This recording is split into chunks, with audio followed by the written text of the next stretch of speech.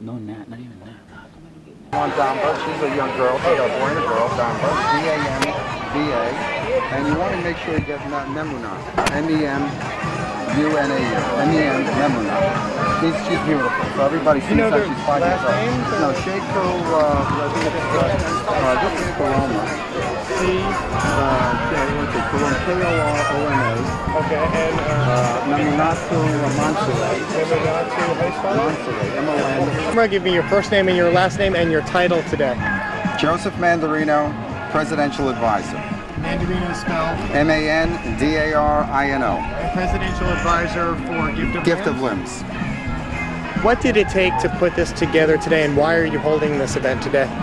What it took was the help and support of a group that crossed from Rotary to the religious community, the Detectives Endowment Association, and a number of people who just volunteered from the community.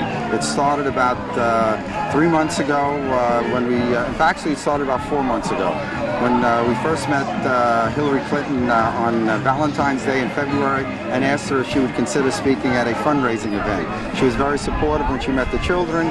Thinking that we could use her as a guest speaker, we started making plans to have this fundraiser, and then they brought the DEA in, who has a close relationship with the when she was First Lady and President Clinton, and they reached out again, and she confirmed that she would come. What has this meant to the children over the last year to have all these people show them love and support?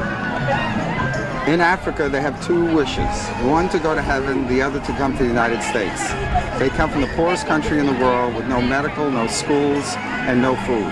And they're here in the richest country in the world with everyone has supported them and given them love, affection, and attention. They're happy to be here, and no one wants to return. What happens next in their lives? Right now, we're applying for political asylum. With the approval, their parents have all supported the political asylum. They support them remaining in this country for their inability to care for them. We expect the first hearings for the adults are taking place at the end of July, the children sometime in late August, September. We're very optimistic that the immigration will approve their political asylum. You've watched them from when they arrived here in September of last year until now. How have their lives changed? How have their demeanors changed? Their lives have changed, and that's interesting because they came to a world with technology rules from a world with none, and we took it for granted that they would understand because they're very happy, they're very outgoing. We never saw the transition. The one thing we did see is they've gained weight. They've always been happy from the beginning to the end. Their belief in God has remained just as strong. They're always praying. When one of us is sick, they fast and they pray. They've been an inspiration for us rather than us an inspiration to them. Did they know each other before they came here? Most of them did. They were in an amputee camp in Freetown, Sierra Leone, where they were selected based on their injuries that they would be good candidates for prostheses. So that they did, most of them know each other. Only 1 or 2 were not aware of the other group. And the reason that they have lost their limbs is they had been tortured? Well, there's a war going on in Sierra Leone in which the limbs of adults and children as young as 3 months old are brutally torn from their bodies in an effort to intimidate them so that they can mine the rich diamond mines. It's a tragedy that's been going on since the early 90s, and until these children came to the United States, the world didn't look at it as closely. They wrote about it, but nothing was done. 10 days after they arrived in the United States and testified before the Congressional Subcommittee, the United States changed their policy in that they basically made Liberia an outlaw nation for stopping any of their of anyone in the government or their families from entering this country. That's still in force today. So, One thing you were saying, actually, I think you actually said what I needed. How many people, final question, how many people are you expecting here today? Anywhere from 1,000 to 1,500. Crossing lines from Rotary clubs, the 6 Rotary clubs that are sponsoring it, religious community that's come out, the police department, in fact, a community affairs office, Deborah McGrath from the 115th precinct in Queens, has just donated over $2,000 that she raised in her community for the children. How much were the tickets? The tickets were $25 for adults, 10 for children, and everything has been donated. So we have everything from hamburgers to sausage and pepper to fresh mozzarella, ice cream, soda. We even had beer donated by local beer distributors. So and the entertainment. And this is the first big fundraiser for them? This has been the only fundraiser. The only fundraiser we've had prior to this, it's only been voluntary contributions. The Rotary Clubs basically started off with $5,000. Subsequent to that, it's been people in the community hearing about the program, voluntarily sending us checks. And in 9 months that they've been here, we've probably had services between $200,000 and $300,000. It's cost us less than 20. When is their time in the hospital? When will they need to move on? They basically completed their therapy, the use of their prostheses. Now what we have is placing them in schools. So that's our goal now. As far as their medical problems, thanks to Staten Island University Hospital, all their medical and dental problems have been dealt with. This money is going to go for placing the children in appropriate adoptive homes, placing the adults in apartments, giving them vocational training. Their families that are eligible to come here, the orphans are allowed to bring their siblings, the adults are allowed to bring their wives. We're going to bring those families here and get them set up. Any money that's left we're going to use for special surgeries for children that are dying there because there's no medical treatment. Bring them to the United States, provide the surgeries and medical treatment, then send them back home. The only thing is there one child that you recommend we talk with? Well, there's one child you have to get a picture of. Child. Well, the most talkative child is a 16-year-old. Okay. But you want this little girl with them who's a princess. She's the one whose picture My first name's Andrew, last name Passeri, and I'm the President and Chief Executive Officer of Staten Island University Hospital.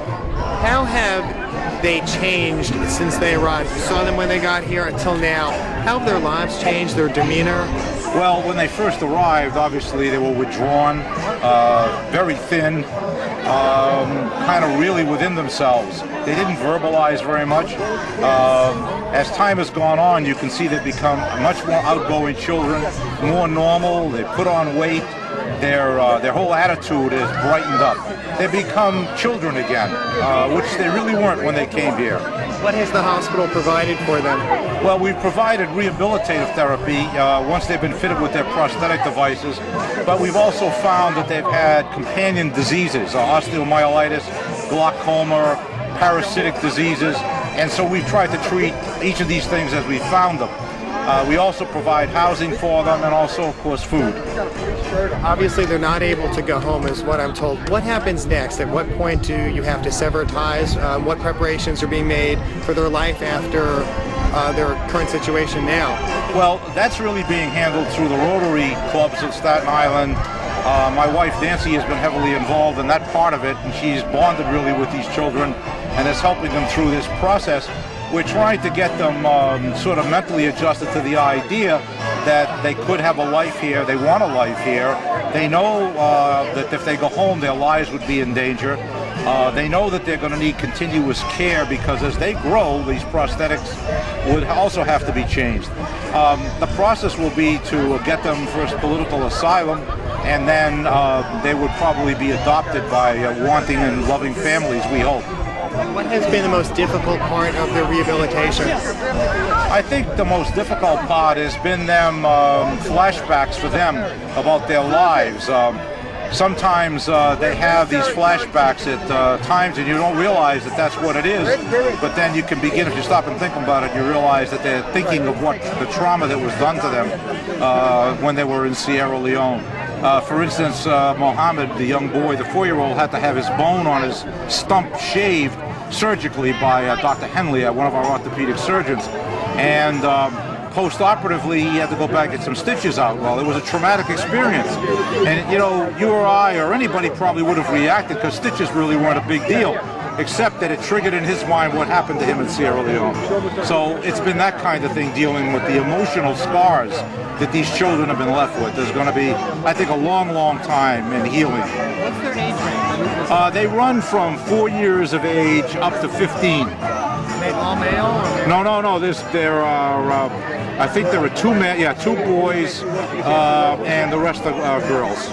and the 2 adults are males? Yeah, the two adults are males. Yes. I think I've got it then. Thank you. Thank you very much. Thank you very much. Thank you. Where's your wife? First name and last name and title. Tom Scotto, President, New York City Detectives Endowment Association. What's the goal of today? Today is hopefully to raise at least $100,000 to $150,000 to meet the needs of these children in that our intent is to provide them with a proper education, housing, clothing, feed them, and then ultimately to get them adopted here in the United States. Obviously, that's a difficulty because they cannot go home. Do they realize that their lives have just changed forever here in the States and that at some point they're going to have to be, I guess, adopted and move elsewhere? Yes, they seem like they're resolved to that issue, and along that regards, we have solicited the help of Senator Hillary Clinton, who is committed to us to do everything within our power to make sure we could get them granted asylum here in the United States, and to assist us in any way she possibly can to make certain that the adoption process goes along as smoothly as it possibly can, and that's our ultimate goal. When you see them, when you talk with them, what goes through your mind about their experience? I don't think anybody in America can fathom what these poor kids went through. I can't. If you're a parent, could you imagine your child having their limbs amputated brutally by axes or by machetes? You could envision it, but I can't feel it, and when you look at these children and you see them, your heart just goes out to them. You just want to do anything you possibly can, and the New York City detectives have come through with flying colors. Is this the first big fundraiser for them? To the best of my knowledge, yes. Okay. I think I got it. Thank you. Thank you.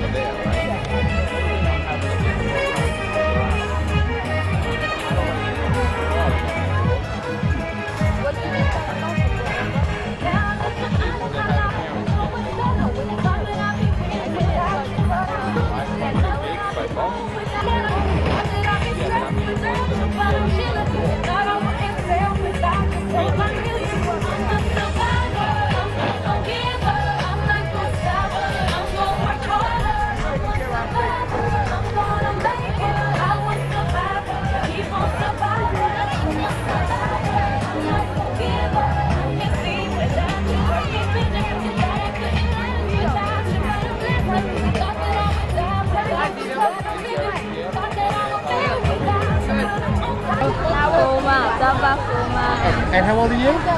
8 years old. And your name is? S-H-E-K-U M-A-N M-A-I-n? M-A-N M-A-N. S-A-R-A-Y. Great. Can I get your answer? What is it like today? What's it like looking at all the people who've shown up for you? Very nice. The people today, they are looking showing off to me, to us. It's very nice, it's very good, it's very important. I talked to the organizer, and he talked about how difficult it was when you first arrived for some people. What's it been like since last September to be here in America? The last September to be in America, because I've been here before, November 30th. I back home February 17th. When I had this chance, Rotary Club assisted me to be here. I'm very happy about that. What had happened? How difficult was it in your homeland for you? It's very difficult to live there because of why? Because of civil war in our country. In this country, you can see my hands. I don't have both hands. In this country, you don't have both hands. You cannot get someone to assist you, to help you. What did they do to you at home? What happened to you at home? At home, it's very hard to live there. Yeah, because of why? I don't have both hands. What has the hospital done for you since last September? Here, they are doing great for me. They already do surgery in my eyes. You can see, I did surgery in my eyes So they're doing great for me, taking my medical fares, everything. Your family. When was the last time you saw your family? I saw my family February 18th. And what was that experience like? When I came back, when I saw them, all of them happy to see me. All of them happy to see me. But you know, when I spent 1 month, I had this chance to be back here. All of them happy because I have 2 brothers, 1 sister. Do you miss your homeland? Yeah. Do you miss your homeland? I miss my homeland much. I do not miss my homeland that much because I meet my father here, my mother here, so that make me happy. After you leave the hospital, where are you going? Where do you go next? Where do you go next after you leave the hospital? I don't know yet. I don't know yet. Where would you like to go? I don't know yet because I don't have no plan yet. I don't have the opportunity where I will tell you that. If I told you I will go this way, I will go this way. Like I'm speaking bad language to you because I will not have the place to go yet. And how old are you right now? I'm 15. Yeah. Great. Thank you very much. Thank you very much. You. What's your name? My name is Jeff Simmons. Jeff Simmons. Yeah, I'm a reporter with New York One. New York One. Do you guys get us? New York One. Yeah. We're 24. What is it like today looking out at all the people who've shown up for you? What? What's it like looking out at everyone who showed up for you here today? It's nice. What do you like about it? Very food. When I talk to people from the hospital, they told me about how your lives have changed so much, your attitudes have changed. What has your experience been like since coming to America? It's nice. What do you like about what they've done for you? What? That do for our country. Do you miss your homeland? No. Not at all. When was the last time you saw your family? What? Your family? Are they here in America? No. Where's your family? In the camp. Do you miss them? I miss you a little bit. Little bit. Where would you like to go in America? Is there something you want to do? Yes. What is that? School. You want to go to school here? Yeah. How have people treated you here today? Nice. Thank you. Thank you.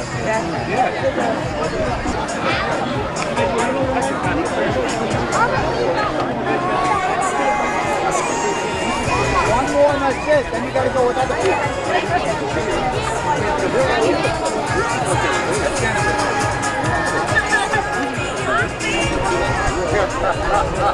Go back. Not really you did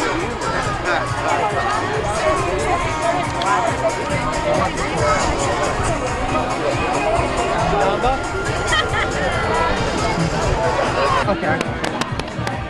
Looking out at everyone here today for you, what do you think of everyone showing up here for you?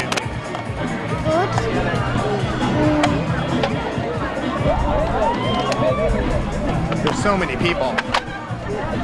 How old are you? 8 years old. 8 years old. And do you have any brothers or sisters? Yeah. What has it been like being here in America since last September? What do you like about it? Everything. School? What do you like about school here?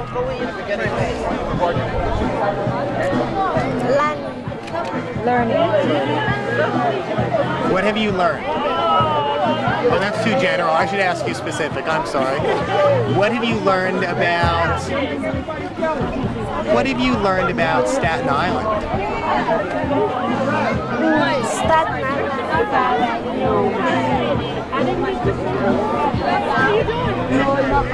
You're a little nervous around me?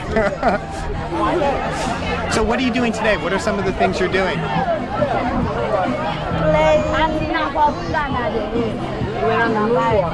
You went on the moonwalk? Oh, I didn't even see that yet. Was that all the way over there? Yes. Yeah, because I know that Mariama had gone over there. And what else besides the moonwalk?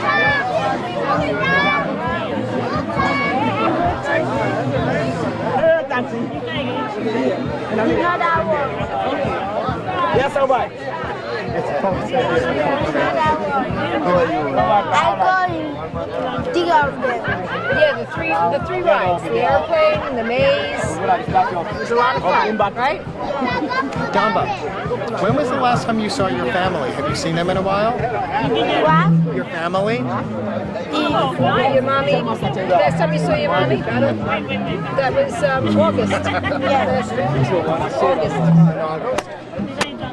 But she's spoken to them on the phone. And what do you tell them when you speak to her on the phone? What do you tell your mommy when you speak to her on the phone?